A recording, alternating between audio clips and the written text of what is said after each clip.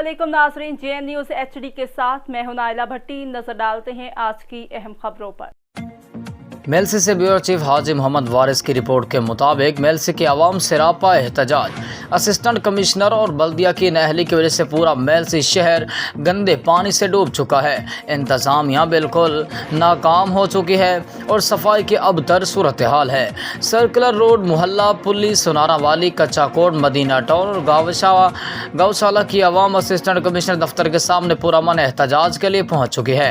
एहतजाज में 4 माह से शहर में सीवरेज के मसाइल के हल के लिए नारेबाजी शुरू कर रखी है। असिस्टेंट कमिश्नर के दफ्तर के बाहर एहतजाजी कैंप भी लगाया जा रहा है। शहरियों का कहना है कि जब तक हमारे मुतालबात पूरे नहीं होंगे उस वक्त तक एहतजाजी कैंप लगा रहेगा। जब तक बल्दिया के करप्ट मुलाजमीन को सजाएं न दी गईं, शहर में सफाई सुथराई नामुमकिन है।